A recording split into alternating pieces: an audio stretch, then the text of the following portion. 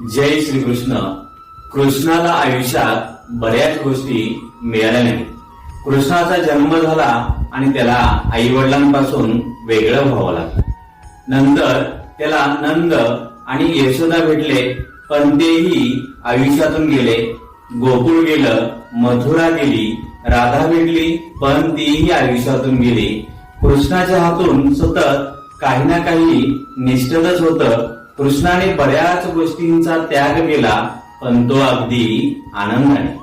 ज्याला आयुष्यामध्ये सुखाचा त्याग करता येतो, त्याचं दुःख करत जो बसत नाही, तोच खऱ्या अर्थाने कृष्ण असतो. आणि ज्याला त्याग करता येतो, ज्याला आयुष्याचा सोहळा करता येतो, तोच खऱ्या अर्थानं श्रीकृष्ण होऊ शकतो.